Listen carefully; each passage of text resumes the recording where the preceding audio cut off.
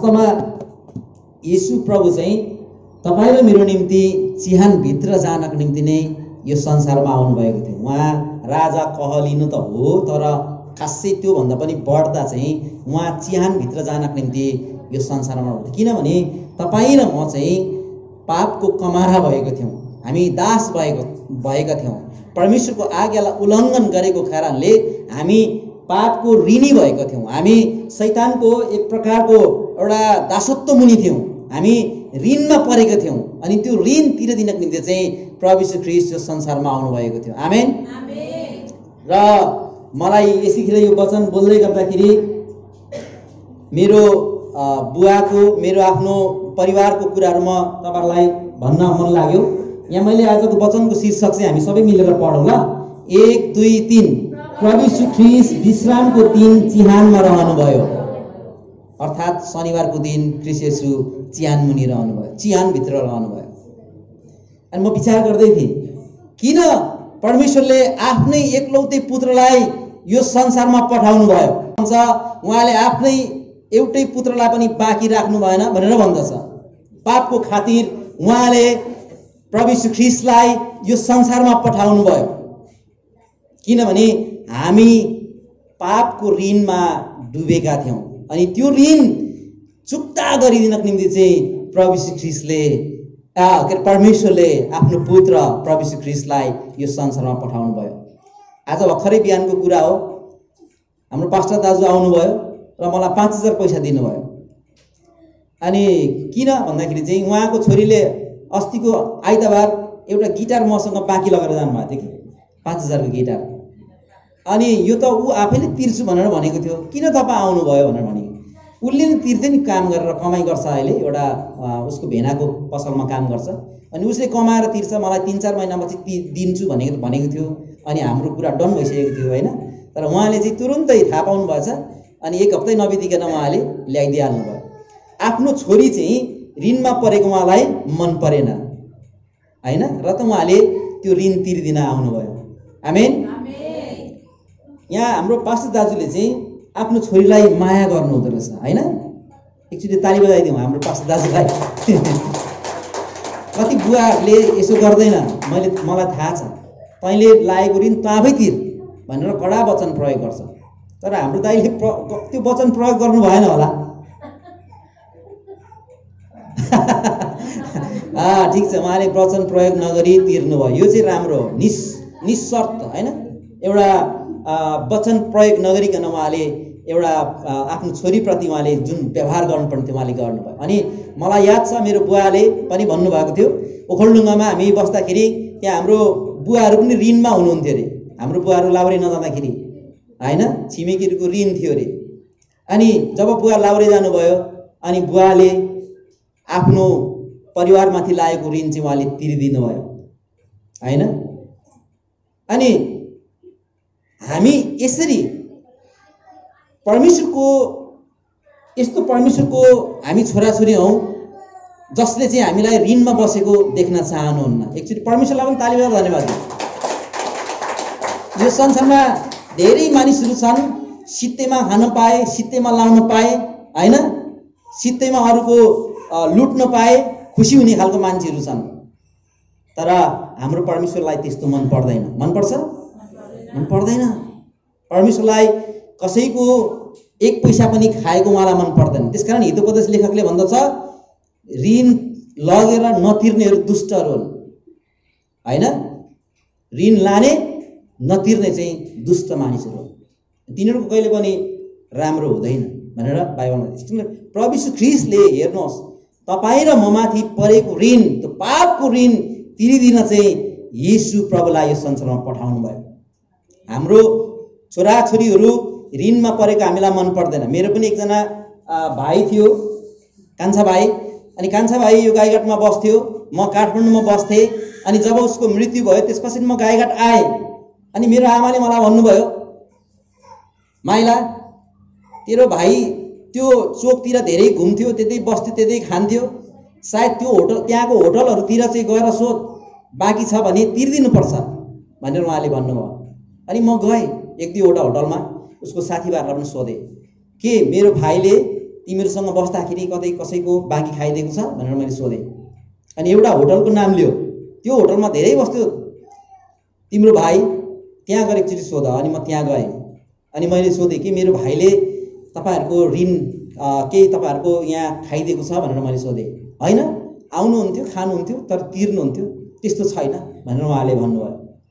अनि होइन छ भने याद गर्नुहोस्, छ भने म त्यो पैसा तिर्दिन्छु भनेर मैले सोधेँ। अनि तर उहाँहरूले छैन भन्नुभयो। यसकारण हामी यो संसारमा रहँदाखेरि हामी ऋणमा बस्नु हुँदैन। हामीसँग छैन ठिक छ, तर भएको दिन हामीले त्यो ऋण चुक्ता गरिदिनुपर्छ। आमेन, सबैले भनौँ आमेन। प्रभु यीशु ख्रीष्टलाई होइन तपाईँ सबैले भन्नु पर्दैन, सबैले भन्नु आमेन चाहिँ भन्नु भनेको।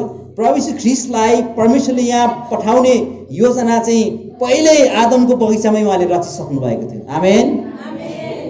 ठिक समय आएपछि उहाँले त्यो पापको ऋण तिरिदिनको निम्ति चाहिँ यीशु प्रभुलाई पठाउनु भयो, हो कि होइन? यीशु प्रभु परमेश्वर पिता परमेश्वरको योजनामा यो संसारमा तपाईँ र मैले जो ऋण लिएका थियौँ, पापमा फसेर शैतानको छलमा परेर हामी ऋणमा पेलिएको थियौँ, त्यो ऋण तिरिदिनको निम्ति चाहिँ प्रभु यीशु ख्रीष्टलाई उहाँले पठाउनु भयो। र आज उहाँ कल्वरीको क्रुसमा मरिकन तपाईँ र मेरो निम्ति चिहानमा रहनुभयो। हामी ठुलो ऋण थियो, त्यो तिर्न नसक्ने ऋण थियो, तर परमेश्वरले त्यो ऋण तपाईँ र मेरो खातिर उहाँले त्यो तिरिदिनु भयो। हालेलुया। यसकारण आज चाहिँ उहाँ विश्रामको दिन अनि चिहानमा उहाँ रहनुभयो। यीशु प्रभु किन आउनुभयो भनेर म तपाईँहरूलाई सोध्यो भने तपाईँहरूले उत्तर दिनुहुन्छ धेरै तरिकाको, होइन? कतिले भन्नुहुन्छ मलाई थाहा भएअनुसार उहाँ मुक्ति दिन आउनुभयो, अब अहिले भनेअनुसार मेरो ऋण तिरिदिन आउनुभयो भनेर भन्नुहुन्छ, होइन? क्रुसमा मर्नु आउनुभयो, रगत बगाउन आउनुभयो, हामीलाई किन्न आउनुभयो, अनन्त जीवन दिन आउनुभयो भनेर भन्नुहुन्छ। तर आज मैले अलिकति फरक प्रकारले आजको वचन यीशु ख्रीष्ट चाहिँ व्यवस्थालाई पुरा गर्न आउनुभयो भनेर दिँदैछु। आमेन। यीशु ख्रीष्ट चाहिँ व्यवस्थामा भएको कुरालाई पुरा गर्न, व्यवस्थालाई सिद्ध गर्न चाहिँ यीशु प्रभु आउनुभयो। सबैले भनौँ प्रभु यीशु ख्रीष्ट चाहिँ व्यवस्थालाई पुरा गर्न आउनुभयो। आमेन। अब म तपाईँहरूसँग अलिकति रमाइलो पनि गर्न चाहन्छु आज, ताकि तपाईँहरूलाई निन्द्रा नलागोस् भनेर। तपाईँहरूले यदि उत्तर दिनुभयो भने म तपाईँलाई प्रश्न सोध्छु, उत्तर दिनुभयो भने आउने शनिबार तपाईँहरूको नाम म यहाँ टिपेर राख्छु। जसले उत्तर दिनुभएको हो म तपाईँहरूलाई चक्लेटको व्यवस्था गर्छु, अलिक राम्रै खालको चक्लेट, 10 रुपियाँ जतिको। ओके, तयार हुनुहुन्छ तपाईँहरू? ल, तपाईँहरूलाई प्रश्न छ। विशेष हामी बाइबल पढिरहेको मान्छेहरू हौँ, त्यसकारण हामीलाई त्यति साह्रो अप्ठ्यारो प्रश्न चाहिँ होइन यो। ल, प्रश्न जान्छ, प्रभु यीशु ख्रीष्ट पक्राउ पर्नु भएको दिन कुन थियो? तपाईँहरूले फेरि यो त्यो बार मात्रै भनेर हुँदैन, पद पनि भन्नुपर्छ है फेरि। No cheating. बिहिबार भन्नुभयो मेरो श्रीमतीले, तर पद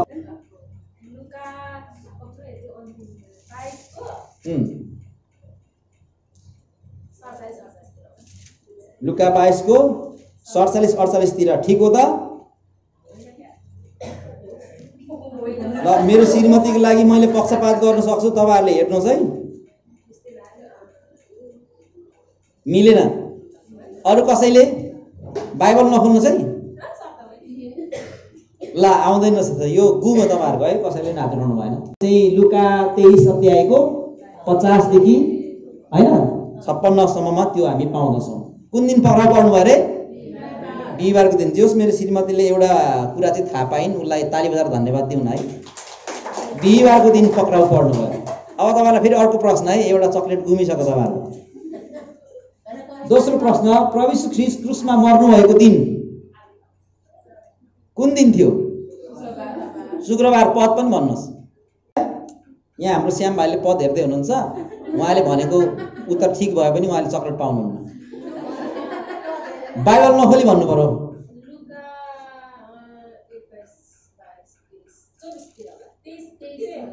होला भन्ने प्रश्न भयो, उत्तर भएन नि त। ल, तपाईँहरूले यो चक्लेट पनि गुमाउनु भयो। शुक्रबार लुका 23 अध्यायको 50 देखि 56 मै छ त्यो कुरा है। सबातको अघिल्लो दिन उहाँको चाहिँ मृत्यु भयो अनि त्यस पछाडि उहाँलाई दफनको लागि त्यहाँनिर अरमिथियाका योसेफ भन्ने नाम भएको व्यक्ति त्यहाँ आयो। प्रभु यीशु ख्रीष्ट, तेस्रो प्रश्न, प्रभु यीशु ख्रीष्ट चिहानमा रहनु भएको दिन शनिबार त थाहा छ।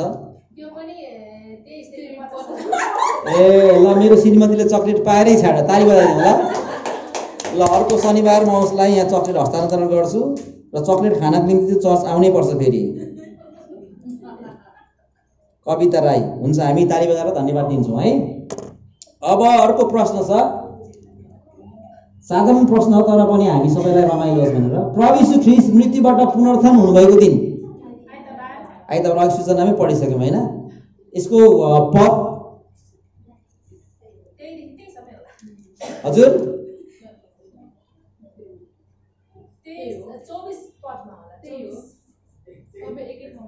23 देखि 23 पद भनेको होइन अघि।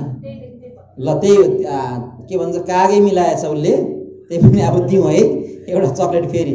अलिक छिटो बोल्छ त्यही भएर उसले पाएछ, तपाईँहरू बोल्नु भयो भने 2टा चक्लेट पाइसक्यो। ल, अब अर्को पाँचौँ प्रश्न चाहिँ, प्रभु यीशु ख्रीष्ट मृत्युबाट पुनरुत्थान हुनु भएपछि कति दिन यो पृथ्वीमा रहनुभयो? 40 दिन भनेर हात त उठ्यो, स्वर पनि आयो। अब अरूलाई मौका दिउँ है। मेरो श्रीमती प्लिज तपाईँ नबोलिदिनुहोस् ल। कति चक्लेट खाने, दाँत फेरि बिग्रिन्छ। कसैले भनिदिनुहोस् त यो पद कहाँ छ होला? हाम्रो पास्टर बुवालाई थाहा होला। पास्टर र हाम्रो एल्डर बुवालाई चाहिँ नभनिदिनुहोस् अरूलाई। ल, भनिदिनुहोस् त, प्रभु यीशु ख्रीष्ट मृत्युबाट पुनरुत्थान हुनुभएको हुनुभएपछि कति दिन यो पृथ्वीमा रहनुभयो? 40 दिन, ठिक छ। थाहा भएन, तपाईँहरूको समय गुम्यो कि कोही हुनुहुन्छ हात उठाउने? बिहिबार उहाँ चाहिँ यो बिहिबार भएछ। प्रेरित 1:3 यहाँ लेखेको छ 40 दिन 40 रातसम्म उहाँ चाहिँ पृथ्वीमा रहनुभयो। अब अर्को 6औं प्रश्न छ, प्रभु यीशु ख्रीष्ट मृत्युबाट पुनरुत्थान हुनु भई स्वर्गारोहण भएको कतिऔं दिन पेन्तिकोसको दिन पर्छ? पेन्तिकोसको दिन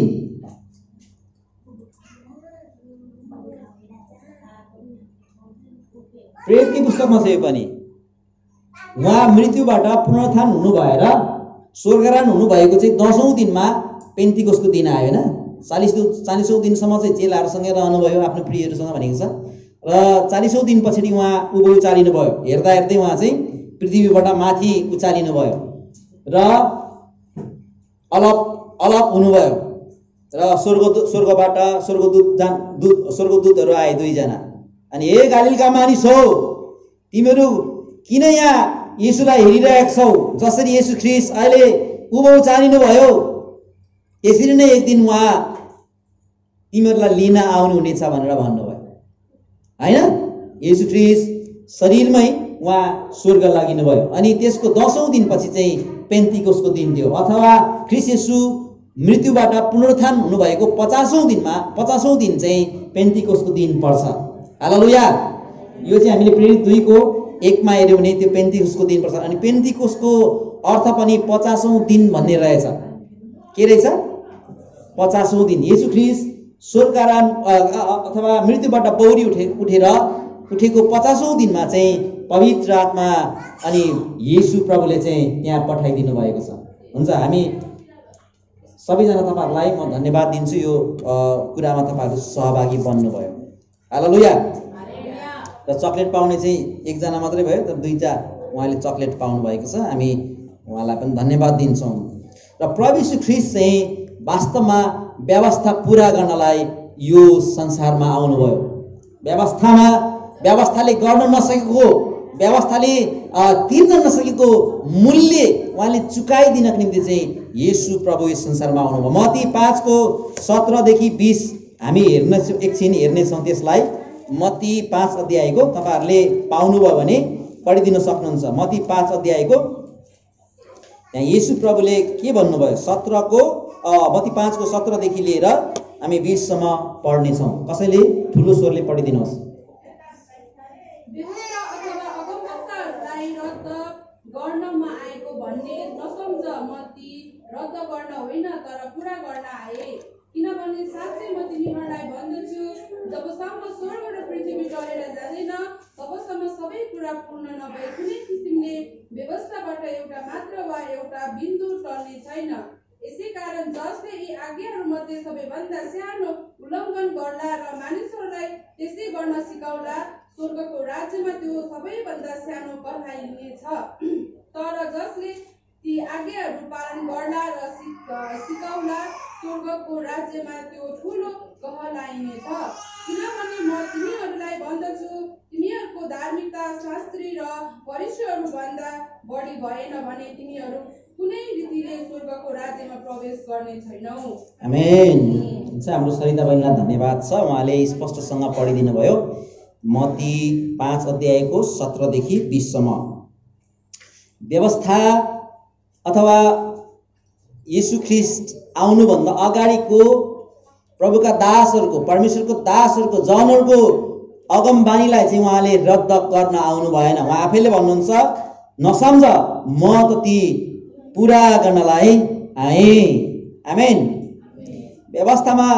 व्यवस्थाको पुस्तक अथवा हामी उत्पत्ति, गन्ती, प्रस्थान, लेवी हैन, हामी यसरी पुरानो करारको हामीले खण्डहरूलाई हेऱ्यौँ भने त्यहाँ धेरै परमेश्वरले इजरायलीहरूलाई अथवा आफूले चुनेको जातिहरूलाई, मानिसहरूलाई दिनुभएको विभिन्न धार्मिक विधि विधानहरू छ। ती सबै कुरालाई चाहिँ उहाँले रद्द गर्न आउनु भएको थिएन। त्यसले पुरा गर्न नसकेको र त्यसले पूर्ण रूपमा मान्छेलाई मुक्ति अथवा उद्धार दिन नसकेको कुराहरूबाट चाहिँ उहाँले पुरा गर्नको निम्ति चाहिँ, त्यसलाई चाहिँ पुरा गरिदिनको निम्ति चाहिँ ख्रीष्ट येशू यो संसारमा आउनु भएको थियो। आमेन। व्यवस्थाले पाप के हो भनेर सिकायो। यदि व्यवस्था नदिएको भए पाप के हो भनेर मानिसहरूले जान्दैनथे हैन। आफ्नै हाड नाताभित्र विवाह गर्थे हैन, व्यभिचारको कुराहरू हुन्थ्यो, विभिन्न किसिमको परमेश्वरलाई अनादर हुने कुराहरू खान्थे, पिउँथे हैन, त्यही प्रकारले जीवन जिउँथे। तर परमेश्वरले व्यवस्था दिनुभयो। व्यवस्थाबाट के थाहा हुन्छ भन्दाखेरि पाप के हो, परमेश्वरले के रुचाउनुहुन्छ, परमेश्वरले के रुचाउनुहुन्न, परिवारमा कसरी जीवन जिएको चाहनुहुन्छ, कसरी परमेश्वरका जनहरूलाई व्यवहार गर्नुपर्ने हो, त्यो कुराहरू सबै त्यहाँनिर राखिदिएको छ। आज संसारमा हेर्ने हो भने डेमोक्रेटिक शैलीमा यो संसार अगाडि बढिरहेको छ। हाम्रो देश पनि लोकतान्त्रिक देश भएको छ। जनताले जे भनौँ बहुमतको कदर, बहुमतमा जे हुन्छ त्यही गर्ने यो संसार बनिरहेको छ। तर बाइबल चाहिँ डेमोक्रेटिक छैन। एउटा बाइबलविदले भन्थ्यो, हाम्रो इसाई जीवन चाहिँ डेमोक्रेटिक होइन, डेमोक्रेसी होइन, तर थियोक्रेसी अथवा परमेश्वरले दिनुभएको विधि विधान अन्तर्गत चल्ने जीवन हो क्रिस्चियन जीवन चाहिँ, इसाई जीवन चाहिँ भनेर उनले भन्दछ। मण्डलीमा 500 जना छ, 400 जनाले एउटा नयाँ सिद्धान्त ल्याएर यही गर्नुपर्छ भनेर भन्छ भने त्यो परमेश्वरको वचन अनुसार हो कि होइन, त्यो कुरा थाहा गरेर मात्रै, परमेश्वरको वचन अध्ययन गरेर मात्रै हामीले त्यो कुरा चाहिँ अपनाउने, लागू गर्ने कुराहरू।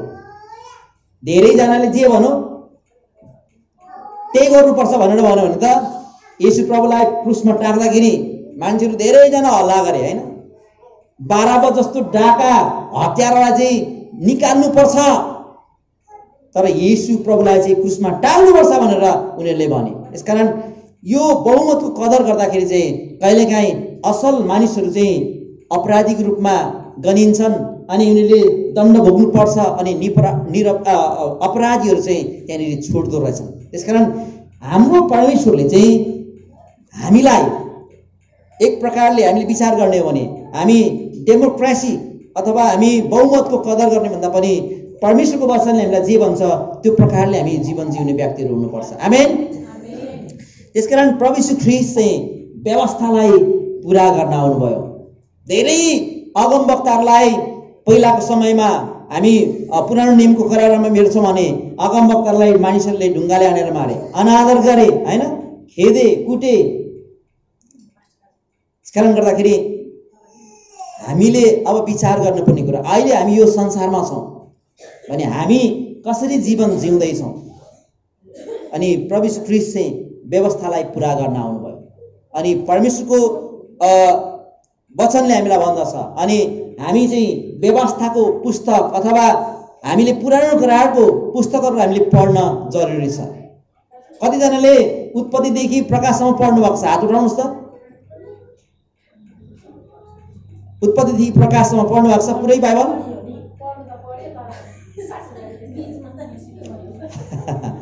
यसकारण हामी चुक्दछौँ, व्यवस्थामा के छ भन्ने कुराहरू हामीले जानेनौँ भने हाम्रो परिवार लड्छ, हाम्रो क्रिस्चियन जीवन तहस नहस हुन्छ। त्यसकारण हामीले पढ्न पर्छ कसरी व्यवस्थाको पुस्तकमा के कुराहरू छ, हामीले त्यो कुराहरू जान्न पर्दछ। के गर्नुहुन्छ, के गर्नु हुँदैन, के बोल्नुहुन्छ, के बोल्नु हुँदैन, हैन? यो प्रकारको सबै कुराहरू चाहिँ व्यवस्थाको पुस्तकमा छ। येशू प्रभु त्यही भएर व्यवस्थाको पुस्तकलाई व्यवस्थालाई चाहिँ अगमवक्तालाई चाहिँ रद्द गर्न होइन तर पुरा गर्न आए भनेर त्यहाँनिर उहाँले भन्नुभएको छ। यहाँनिर मत्ती 5को 17मा, किनभने साँच्चै म तिमीहरूलाई भन्दछु जबसम्म स्वर्ग र पृथ्वी टलेर जाँदैन तबसम्म सबै कुरा पूर्ण नभई कुनै किसिमले व्यवस्थाबाट एउटा मात्रा वा एउटा बिन्दु टल्ने छैन। त्यसकारण फेरि अहिले झुटा अगमवक्ताहरू निस्किरहेको छ अहिले धेरै। त्यसकारण यो पुरानो नियम चाहिँ अब सकियो। येशू ख्रीष्ट आएपछि अब अपार अनुग्रह, हामीले जे गर्दा पनि भयो, हामीले जे गर्दा पनि हुन्छ, हामी प्रभु यीशु ख्रीष्टले हामीलाई बचाइहाल्नुहुन्छ भनेर ती सबै व्यवस्थाले दिएको कुराहरू हामी त्यो मान्नु पर्दैन भन्ने कुराहरू पनि अहिले आइरहेको छ।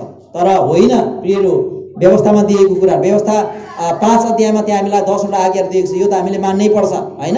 येशू ख्रीष्ट आए पनि नआए पनि। तर व्यवस्थाले गर्न नसकेको कुरा चाहिँ एउटा के हो भन्दाखेरि सित्तैमा हाम्रो जन्मदै आएको पापलाई चाहिँ मेट्न सकेको थिएन व्यवस्थाले। त्यसकारण ख्रीष्ट येशू सित्तैमा हाम्रो निम्ति बिना मूल्य उहाँले हाम्रो पापको त्यो ज्याला तिरिदिनको निम्ति चाहिँ ख्रीष्ट येशू यस संसारमा आउनुभएको। त्यसकारण व्यवस्थाले पूर्ण गर्न नसकेको कुरा चाहिँ हाम्रो पापलाई पूर्ण रूपमा धुन सकेको थिएन। व्यवस्थाको पुस्तकमा हामीले अगाडिपट्टि हेऱ्यौँ भने यदि कसैले पाप गर्छ भने त्यसको ज्याला चाहिँ चुकाउनु पर्दथ्यो, होइन? कसैले परेवा केही न केही बलि त्यहाँनिर लिएर जान पर्दथ्यो। तर आज हामीले पर्छ?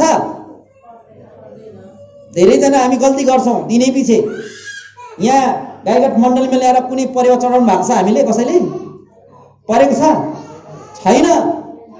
हामी सित्तैमा हामीले पापबाट हामीले पश्चातापद्वारा विश्वासको प्रार्थनाद्वारा हामीले त्यो पापबाट हामीले मुक्ति पाएका छौँ। हामीले त्यो गल्तीलाई सुधार्ने हामीले मौका पाएका छौँ। यो चाहिँ त्यो व्यवस्थाले गर्न नसकेको कुरा चाहिँ यो थियो कि व्यवस्थाले सबै मानिसको निम्ति एकैचोटि एउटै बलिदानद्वारा अनि त्यसलाई सिद्ध तुल्याउन सकेको थिएन। त्यसकारण ख्रीष्ट येशू सबै मानिसको निम्ति, त्यहाँ हामी हिब्रूको पुस्तकमा पढ्छौँ, एकैजनाद्वारा यो संसारमा के आयो? मृत्यु, पाप आयो। फेरि परमेश्वरले कस्तो एउटा सिद्धान्त बनाउनु भयो, एकैजनाको मृत्युद्वारा फेरि सबैमा के आयो? जीवन आयो। हालेलुया। एकछिन उहाँलाई हामी ताली बजाएर धन्यवाद दिउँ। हो, व्यवस्थाले पुरा गर्न नसकेको कुरा चाहिँ यो थियो। मैले मेरो परिवारमा मैले गल्ती गरेँ भने मेरो निम्ति फाल्टै एउटा बलिदान चढाउनु पर्थ्यो। मेरो छोराले गल्ती गर्यो भने फेरि अर्को बलिदान उसले चढाउनु पर्दथ्यो। अनि यो धेरै झन्झटिलो र खर्चिलो पनि भयो। त्यसकारण परमेश्वरले एउटा योजना उहाँले बनाउनु भयो। अब यिनीहरूले यसरी यो तिर्न सक्दैन, यो ऋण यिनीहरूले तिर्न सक्दैन। करोड ऋण लिएको छ छोराले, तर छोराको कमाइ छ 2 रुपियाँ, 300 रुपियाँ, 100 रुपियाँ कमाएर त्यसले कहिले तिर्छ 1 करोड? त्यसकारण उहाँले एउटा योजना बनाउनु भयो। त्यो योजना चाहिँ ख्रीष्ट येशू थियो। हालेलुया। उहाँले त्यो पुरै ऋण एकैचोटि सबै मानिसको निम्ति, सबै छोराहरूको निम्ति उहाँले तिरिदिने विचार गर्नुभयो र आफ्नै पुत्र पवित्र येशू प्रभुको रूपमा उहाँले यस संसारमा पठाइकन उहाँको रगत उहाँको बलिदानद्वारा चाहिँ उहाँले सबैलाई त्यो ऋणबाट उहाँले मुक्त गर्नुभयो भनेर हामी यहाँ त्यो चाहिँ हामी व्यवस्थाको पुस्तकले गर्न नसकेको कुरा चाहिँ त्यो हो। त्यसकारण अब आज्ञा पालनको कुराहरू चाहिँ हामीले गर्ने कुराहरू हाम्रो जीवनमा छँदैछ। अब हामीले व्यवस्था अनुसार हामीले अब बलिदानहरू चढाउनु परेन, विभिन्न किसिमको बलिहरू हामीले त्यहाँनिर ल्याइराख्नु परेन होइन। अनि यो कुराहरू चाहिँ त्यहाँनिर हामीलाई पवित्र धर्मशास्त्र बाइबलले हामीलाई बताएको छ। अनि त्यसकारण तल 19 मा हामीले पढ्यौँ भने यसै कारण जसले यी आज्ञाहरूमध्ये सबैभन्दा सानोलाई उल्लङ्घन गर्ला र मानिसहरूलाई त्यसै गर्न सिकाउला स्वर्गको राज्यमा त्यो सबैभन्दा सानो कहलाइनेछ, तर जसले यी आज्ञाहरू पालन गर्ला र सिकाउला स्वर्गको राज्यमा त्यो ठुलो कहलाइनेछ। आमेन। त्यसकारण व्यवस्थाको पुस्तकमा भएका सबै आज्ञाहरूलाई हामीले पालन गर्न जरुरी छ। हालेलुया। सुरुमा के छ? व्यवस्थाको 5 अध्यायको सुरुको 10 आज्ञामध्ये एउटा आज्ञा के छ? म बाहेक अरू कुनै देवी देवताहरूलाई नमान्नु, नपुज्नु, नढोग्नु। तर आज धेरै झुटा शिक्षाहरू आएको छ होइन। टीका लाउँदा पनि हुन्छ, नाच्दा पनि भयो, प्रसाद खाँदा पनि भयो, खाली येशूको भजन गाउने हो, जीवन जिउने हो। अनि यो व्यवस्थाको पुस्तक पढेन भने त्यो झुटा शिक्षामा गएका मान्छेहरू कहिले पनि फर्केर आउँदैन। आउँछ त? साँचो शिक्षामा आउँछ? आउँदैन। आज त्यो खालको लाइनमा हिँडेको व्यक्तिहरूलाई हामीले के भन्नुपर्छ? होइन, यो प्रकारले हुँदैन, यहाँ यसरी लेखिएको छ भनेर भन्नुपर्छ। त्यसकारण तपाईँ र मैले पनि व्यवस्थाको पुस्तकलाई पढेको छैनौँ भने प्रियहरू हामी पनि भोलि गएर नयाँ नयाँ मान्छेहरू कोट लाएर आउँछ हाम्रो घरमा होइन। नयाँ नयाँ मान्छे लेडिजहरू कोट लाएर तलपट्टि के भन्छ मिडी लाएर के स्कर्ट लाएर टिटिक्क परेर जुत्ता टलक्क टल्काएर होइन, छुँदा पनि दाग लाग्ला जस्तो गरेर उनीहरू घर घरमा आइपुग्छ। यदि हामीले उत्पत्तिदेखि उत्पत्ति हुँदै प्रस्थान गन्ती लेवी हुँदै हामीले व्यवस्थाको पुस्तक पढ्दै पढ्दै हामीले प्रकाशको पुस्तकसम्म हामीले ध्यान दिएर पढेको छैनौँ भने प्रियहरू तपाईँ र मलाई नगरे पनि तपाईँ र मेरो छोराछोरीलाई तिनीहरूले बहका हुनेछन्। हाम्रो काका हुनुहुन्छ वृद्ध अवस्थाको 70 वर्ष पुग्नुभएको काका, उहाँ आफ्नो घरको काम गरेर थाकेर आउनुहुन्छ, त्यही पनि आएर आउनु बित्तिकै बाइबल पढ्न सुरु गर्नुहुन्छ। अनि मलाई खुसी लाग्छ। मेरो बुवा पनि त्यस्तै हुनुहुन्थ्यो, काम गर्नुहुन्थ्यो, थाकेर आउनुहुन्थ्यो, कता कता जानुहुन्थ्यो, अनि फेरि बेलुका खाना खाएपछि ठक्कै चस्मा लिएर अनि उहाँ किताब पढ्न थालिहाल्नुहुन्थ्यो, बाइबल पढ्न थालिहाल्नुहुन्थ्यो, किताब बाइबल सबै कुराहरू पढ्न सुरु गर्नुहुन्थ्यो। 11, 10:30, 11 बजे मात्रै उहाँ सुत्नुहुन्थ्यो। बिहान पनि फेरि पढि नै राखेको हुनुहुन्थ्यो। राति कहिलेकाहीँ म यसो उठ्थेँ, पिजा फेर्नु उठ्दा पनि प्रार्थना गरिरहेको हुन्थ्यो। कहिलेकाहीँ बुढाबुढी दुईजना 12-1 बजीतिर पनि के विषयमा के विषय थाहा पाउनुहुन्छ, प्रार्थना गरिरहेको मैले सुन्थेँ। त्यसकारण तपाईँ र म यदि एउटा असल क्रिस्चियन जीवन जिउने हो भने, ख्रिस्ट यीशुमा हामी उद्धार पाएको जीवन जिउने हो भने हामीले व्यवस्थाको पुस्तकहरू, प्रस्थान गन्ती लेवीको पुस्तकहरू हामीले पढ्नै पर्छ। आमेन। त्यसकारणले गर्दाखेरि यहाँनिर पवित्र धर्मशास्त्र बाइबलले येशूले यसरी भन्नुहुन्छ, जसले यो कुराहरू सिकाउला होइन, व्यवस्थाको विरुद्धमा उल्लङ्घन गर्न सिकाउला, अनि त्यो चाहिँ सबैभन्दा सानो कहलाइनेछ। अनि तलपट्टि हामी भेट्यौँ भने किनभने म तिमीहरूलाई भन्दछु तिमीहरूको धार्मिकता शास्त्री र फारिसीहरू भन्दा बढी भएन भने तिमीहरू कुनै रीतिले स्वर्गको राज्यमा प्रवेश गर्ने छैनौ। अब त्यहाँनिर व्यवस्थाको पुस्तकमा अरू धेरै कुराहरू छ होइन, धेरै कुराहरू छ व्यवस्थाको पुस्तकमा। त्यो मध्ये एउटा चाहिँ आफ्नो आमा बुवालाई के गर्नु? आदर गर्नु। आफ्नो आमा बुवालाई के गर्नु? आदर गर्नु। आफ्नो आमा बुवाको आज्ञा पालन गर्नु।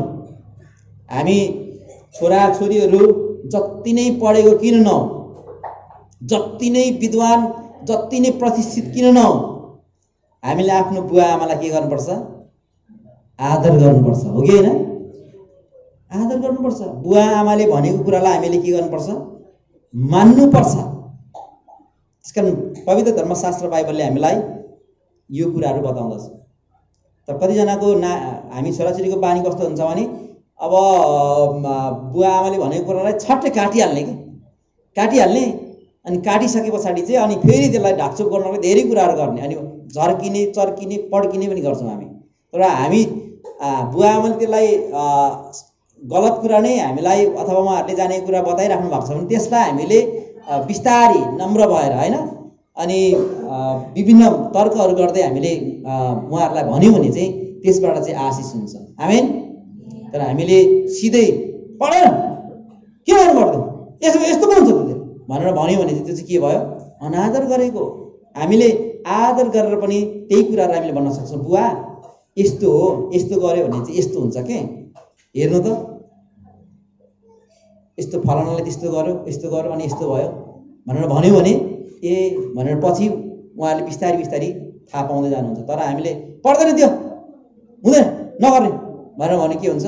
बुवालाई हामीले के गरेको? अनादर गरेको। त्यसकारण एपिसी 6 अध्यायमा हामी त्यहाँ हेऱ्यौँ भने जसले बुवा आज्ञा पालन गर छोराछोरी हो हैन, आफ्नो बुवाको प्रभुमा आफ्नो बुवा आमाको आदर गर र तिमी पृथ्वीमा तिमीहरूको भलो हुनेछ र तिमीहरू दीर्घायु हुनेछौ भनेर त्यहाँ भनेको छ। त्यसकारण हामी पृथ्वीमा भलो हाम्रो भलो हुने हो भने हाम्रो हामी दीर्घायु बन्ने हो भने हामी लामो आयुसम्म बाँच्न पाउने हो भने बाँच्न मन लाग्छ भने हामीले आफ्नो बुवा आमाको आज्ञालाई पालन गर्नुपर्छ। आमेन। त्यसकारण ख्रीष्ट येशू व्यवस्थालाई पुरा गर्नुभयो। हाम्रो प्रभु चाहिँ मुखले मात्रै बोलेर त्यो मान्छेलाई मख पार्ने हुन्न थियो। हाम्रो प्रभु चाहिँ मुखले मात्रै बोलेर ठिक्क पार्ने प्रभु हुनुहुन्थ्यो, तर व्यवहारबाट पनि उहाँले त्यस्तै गरेर देखाउनु भयो। आमेन। हाम्रो प्रभुले हामीलाई माया गर्छु भन्नुभयो, माया गर्छु भन्नुभयो हैन? सबैले भन्नु हाम्रो प्रभुले हामीलाई माया गर्छु भन्नुभयो, देखाउनु पनि भयो। आमेन। क्रुसमा बलि भएर देखाउनु भयो। अनि हाम्रो प्रभुले व्यवस्था पुरा गर्न आयो भनेर भन्नुभयो, पुरा गरेर जानुभयो।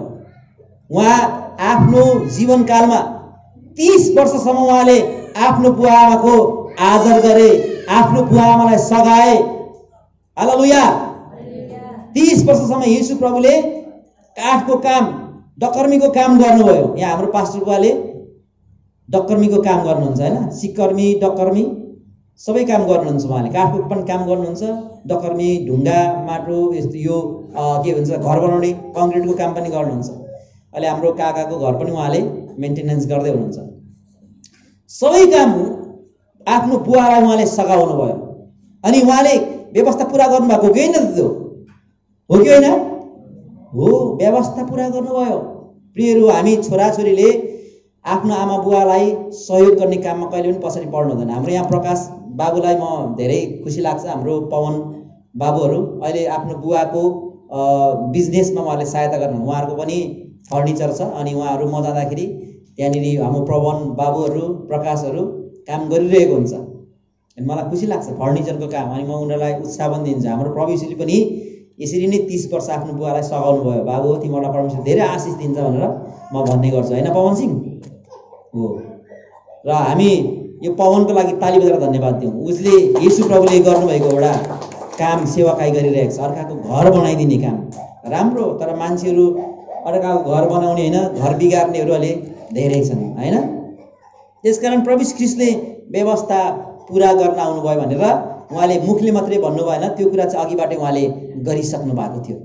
आमेन। अर्को कुरा चाहिँ प्रभु ख्रीष्ट आजकै दिनमा चाहिँ उहाँ चाहिँ चिहानमा रहनुभयो। किन त यीशु ख्रीष्ट किन शनिबार नै चिहानमा रहनुभयो? यो प्रश्न तपाईहरुलाई आजको वचनको कन्टेक्स्ट अनुसार नै छ। किन रहनुभयो त यीशु ख्रीष्ट शनिबारकै दिन चिहानमा? अरू बार किन उहाँ चिहानमा रहनु भएन?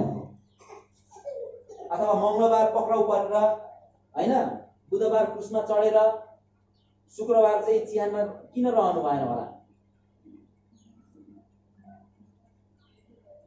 हजुर तपाईहरु सबैजनालाई आउँछ तर बोल्न अप्ठ्यारो मान्नुभयो। व्यवस्थालाई पूरा गर्नको लागि उहाँ शनिबार चिहानभित्र रहनुभयो। हालेलुया।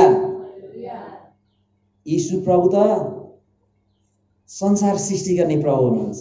यूहन्नाको पहिलो यूहन्ना रचित सुसमाचारको 1 अध्याय पढ्ने भने सबै कुरा कोद्वारा बने? उहाँद्वारा। उहाँ बिना कुनै पनि थोक बनिएन।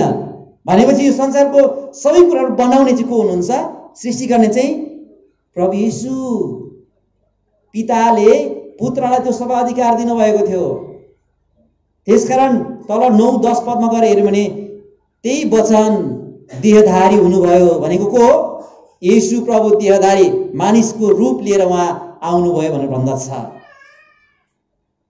येशू प्रभु सृष्टिकर्ता, हाम्रो सबै जीवनको दिन उहाँले देख्नुहुन्छ। हामी कसरी मर्दैछौँ त्यो पनि उहाँलाई थाहा छ। कसलाई? प्रभु यीशु ख्रीष्टलाई। उहाँ कसरी मर्दै हुनुहुन्छ उहाँलाई सबै थाहा थियो। कुन दिन मर्नुपर्छ त्यो पनि उहाँलाई थाहा थियो। त्यसकारण त्यहाँ पावलले भन्दछ कुनै एउटा खण्डमा, मैले त्यो बिर्सेँ, सबै उहाँले आफूलाई सुम्पनु भयो। उहाँलाई कसैले मारेको होइन, तर उहाँ आफै मर्नुभयो। हामी एउटा भजनमा त्यहाँ काँटी ठोके दुश्मनहरूले भन्छ नि, त्यो शब्द चाहिँ मैले अलिकति सच्याउन मन लागेको छ।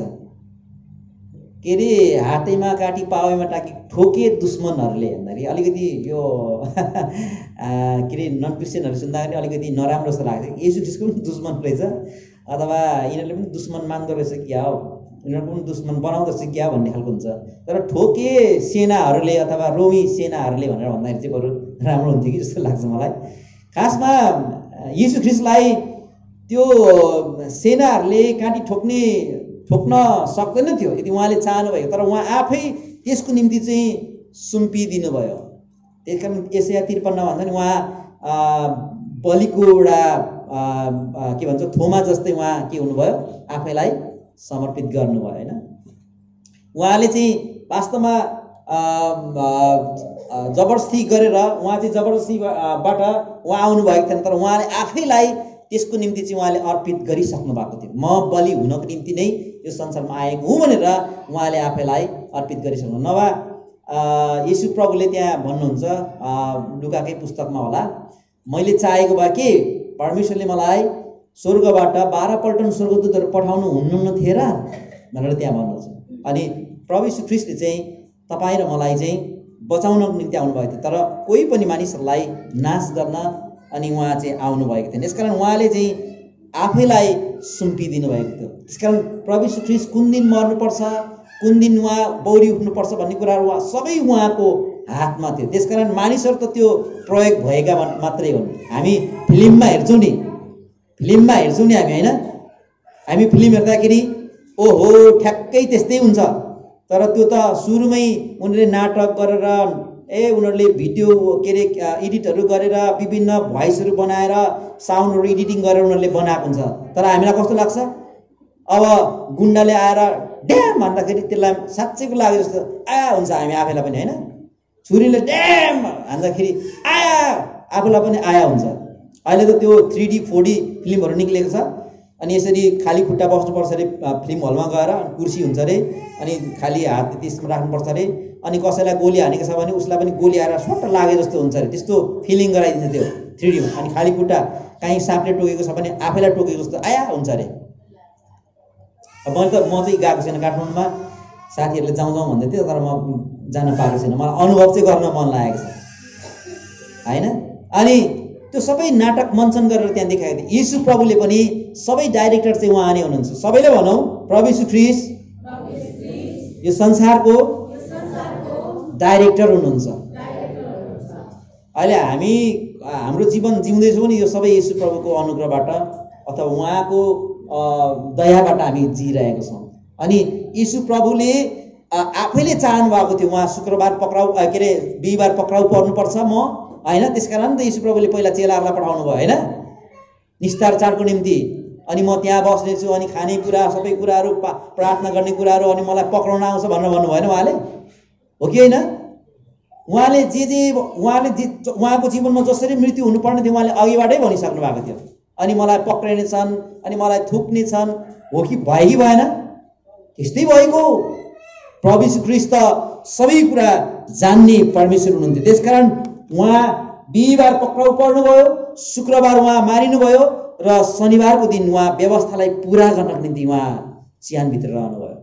अब हामीलाई थाहा भयो कि प्रभु यीशु ख्रीष्ट व्यवस्थालाई पूरा गर्नको निम्ति शनिबार चिहानभित्र जानुभयो। तर आज हामी धेरैजनाले हामी विश्राम दिनलाई वास्ता गर्दैनौँ।